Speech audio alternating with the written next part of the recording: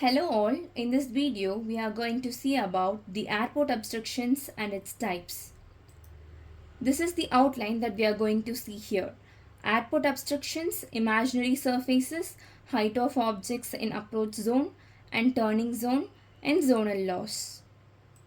Let's start with airport obstructions now. Obstructions are the objects or entities which are present in the path of aircraft or on the facilities provided for the aircraft that causes hindrance to the safe and easy movement of the aircraft. Obstructions are mainly related to the type of development and height of development in case of buildings. On the basis of that, they are classified into two types. One is imaginary surfaces and the other one is object with actual heights. Imaginary surfaces is where we assume that there can be any surface which may come up to this level, or therefore we have marked some surfaces on any airport by which the aircraft should move above the particular surface only. And if it is coming below the surface, then maybe it is hazardous, where other case with the actual conditions where the type of development is going to be in vertical direction, and what is the height of development and what can be the height in the light of operation of aircraft on any airports. Imaginary surfaces. These imaginary surfaces are basically established surfaces in relation to airport and to each runway above which no obstruction should project.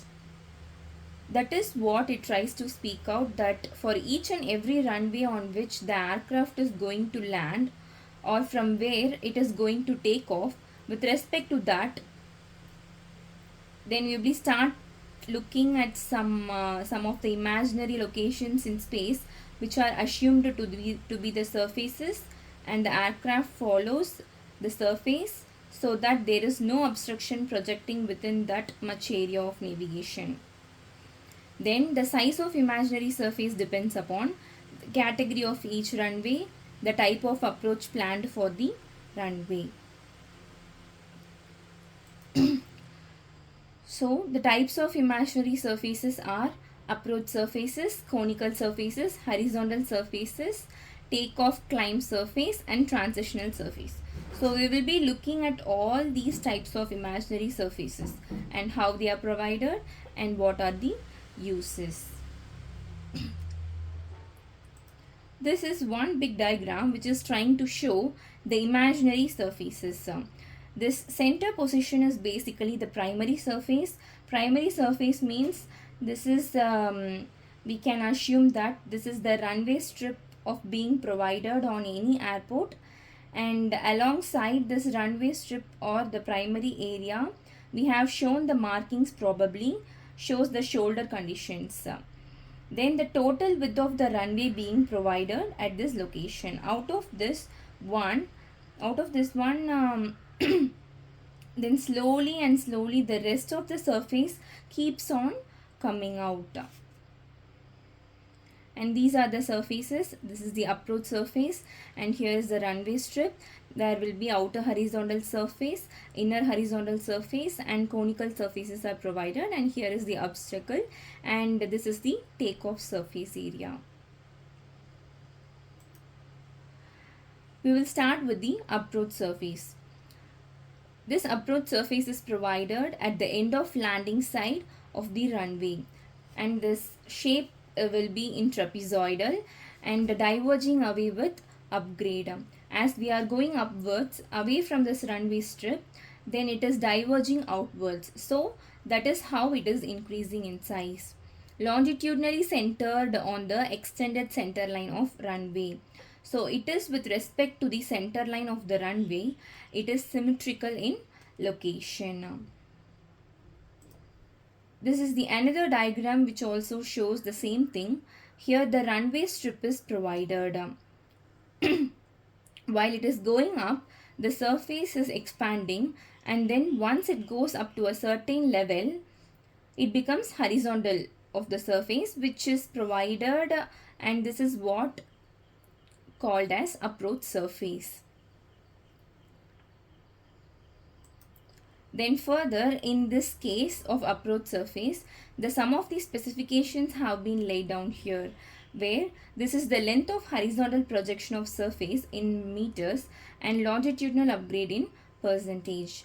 And these are provided for the two conditions, that is ILS condition and non-ILS condition, that is the instrument lending system condition and non-instrument lending system condition, which means the lending is being controlled either by instruments or it is not being controlled by the instruments. It has its values.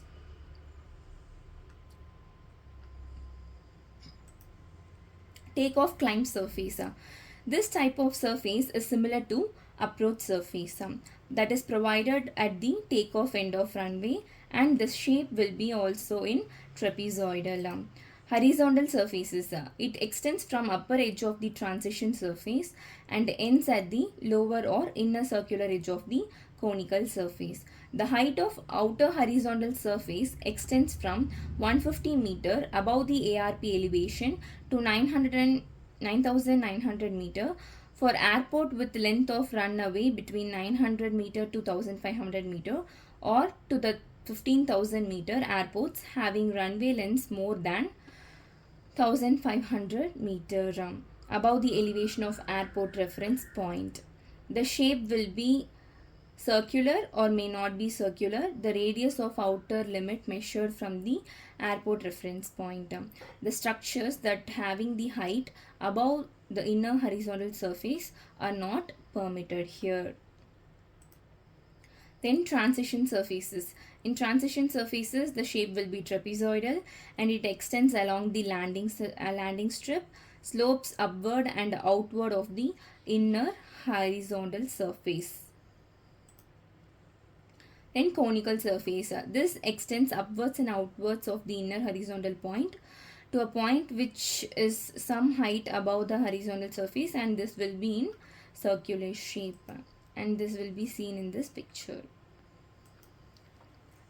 Now we come to the next type of airport obstruction, that is objects with actual heights. Any object which exceeds certain limiting height above the ground is considered to be on obstruction to air navigation. Any object within 4.5 kilometer distance from the runway end is considered as an obstruction if its actual height is more than the 30 meter above the ground or above the level of approach end of runway, which is higher. So with the respect to the ground or with respect to the level of approach end of the runway, we have to look out these 2 points. Further, any object which is located beyond a distance of 4.5 km from the runway ends is considered as an obstruction if its height above 30 meter increases by more than 7.5 meter for each additional 1.5 km distance from the runway. When we reach 15 km from runway end, it should not exceed 75 meter. Any object which projects above the minimum approach flight altitude or whose height exceeds 150 meter above the ground is also to be considered as an obstruction. So if we look at the flight altitude of approaching aircraft to any of the airport and there is any object which is having height more than 150 meter, then it is also considered as an obstruction. Runway clear zone. It is provided at runway end starting from 60 meter from the end within the approach area. Length determined by approach surface attaining a height of 30 meter. It is dependent on the rate at which approach surface is going up. The next one is turning zone. It is used in the case of emergencies for turning the aircraft. Any object which is located within the distance of 4.5 km from the ARP is considered as an obstruction of its height exceeds 51 meter above the ground or the established airport elevation, which is more. If the value exceeds 150 meter within 15 km, it remains the same. Now we look at the zoning laws with respect to different types of obstructions which we have discussed so far. And what we find is that it is related to the height zoning, where the height have to be prescribed on the basis of what we have discussed above.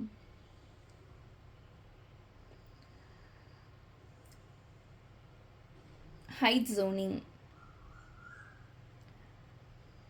These are given with respect to 4.5 kilometer distance from runway, and further with respect to every 15 kilometer up to a distance of 15 kilometer from the airport. This area should remain with low profile of development, that is the area which is going to be affected by the presence of any airport in any city.